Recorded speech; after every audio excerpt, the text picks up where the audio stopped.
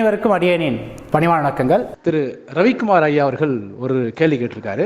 10வது பாவ உபநட்சத்திரம் புதன் 2, 4, 6, 10 என்று தொடர்பனை பெற்றிருந்து புதன் திசை ஜாதகருக்கு வராது என்றால் இந்த பலனை பிற திசைகளில் புதன் புத்தியில் மட்டும்தான் ஜாதகர் அனுபவிப்பாரா அல்லது புதன் சாரம் கொடுத்த வேறு கிரகங்களின் காலங்களிலும் பலன்கள் நடக்குமா? புதன் புத்தியின் வீரியம் எவ்வாறு இருக்கும்? சற்று விளக்குங்கள் ஐயா அப்படின்னு கேட்டிருக்காரு. அதாவது 10வது பாவம் 2, 4, 6, 10 தொடர்பு கொள்ளும் போது அது நின்ற நட்சத்திர உபநட்சத்திரம் வழியா அது ஒரு கொடுப்பனை என்பதால் இயற்கையாகவே அவருக்கு நல்ல ஒரு சிறப்பான அமைப்பு இருக்கும்.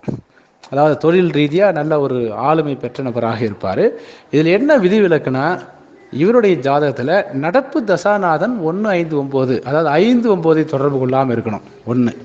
நடப்பு தசாநாதனை 5, 9 தொடர்பு கொள்ளக்கூடாது. லக்ன உபநட்சத்திரம் 5, 9 தொடர்பு கொள்ளக்கூடாது.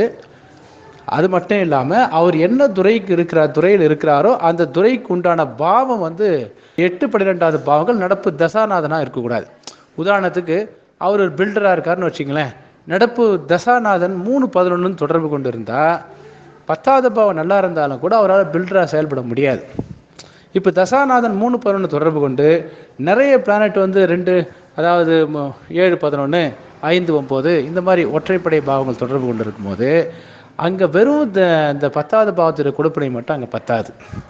ஏன்னா ஜாதகம் என்பது விதி மதி அப்படிங்கிற 2 கட்டமைப்பு. ஒரு நாணயத்தின் 2 பக்கம் மாதிரி. விதியும் நல்லா இருக்கணும், மதியும் நல்லா இருக்கணும். ஆனால் இங்கே விதிங்கிறது ஒரு கூடுதல் சிறப்பு. ஒரு விதிங்கிறது ஒரு பொட்டன்ஷியல்னு சொல்கிறோம். ஏன்னா விதி ஒரு நல்லா இருந்துட்டாவே தசா புத்திகளில் கொஞ்சம் நல்லா இருந்தாவே போதும் அப்படிங்கிற மாதிரி.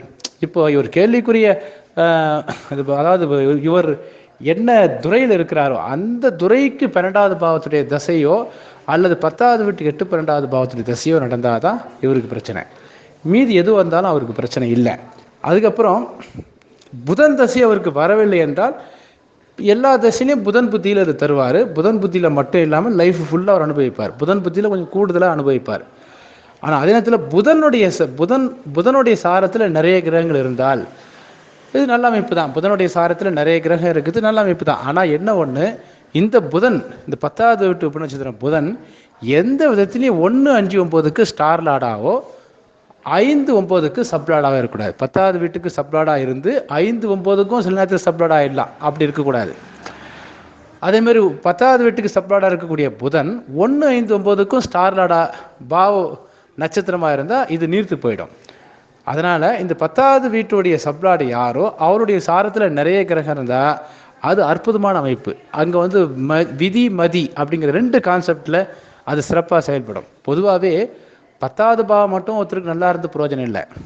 அது 10வது பாவத்துக்கு மட்டும் இல்லை, எந்த பாவமே தன்னுடைய கொடுப்பனை அப்படிங்கிற ஒரு விஷயத்தில் மட்டும் நல்லா இருந்து பிரயோஜனம் இல்லை. அந்த பாவத்தோட சாரத்தில் நிறைய கிரகம் இருக்கணும். உதாரணத்துக்கு 4வது வீட்டு சப்ளாடு ஒருத்தருக்கு 3வது வீட்டை காமிச்சின்னா அவருக்கு வீடே இல்லை அப்படின்னு அவசரப்பட்டு சொல்லக்கூடாது. இந்த 4வது வீட்டு சப்ளாடு யாரோ அவருடைய சாரத்தில் அவருடைய உபநட்சத்திரத்தில் நிறைய கிரகம் இருந்தால் அவருக்கு தசாபுத்திகள் வரும்போது ஆட்டோமேட்டிக்காக அந்த 4th ஹவுஸ் ஒர்க் அவுட் ஆரம்பிச்சிடும். அந்த வகையில் இப்போ ரவிக்குமார் ஐயா அவர்கள் கேட்ட கேள்வியில் 10வது பாவத்தோட சப்ளாடு புதன் அது நல்லா இருக்காரு, 2, 4, 6, 10 தொடர்பு உள்ளது. அதனுடைய தசை வரலை, புதனுடைய சாரத்தில் நிறைய கிரகம் இருக்குது அப்படின்னா அது சிறப்பான அமைப்பு தான். அதனால் புதனுடைய வீரியம் எவ்வாறு இருக்கணும், நல்லா இருக்குன்னு எடுத்துக்கலாம். ஆனால் அந்த இதில் என்ன விதிவிலக்குன்னா, அந்த புதன் 10வது வீட்டுக்கு சப்ளாடாக இருக்கக்கூடிய புதன் 8, 12க்கும் அது சப்ளாடாக இருந்தால் அது ஒரு சிறப்பாக இருக்காது. 5, 9க்கும் சப்ளாடாக இருக்கக்கூடாது, 8, 12க்கும் சப்ளாடாக இருக்கக்கூடாது, 4, 8, 12க்கும் ஸ்டார் லாடாக இருக்கக்கூடாது, 1, 5, 9க்கும் ஸ்டார் லாடாக இருக்கக்கூடாது.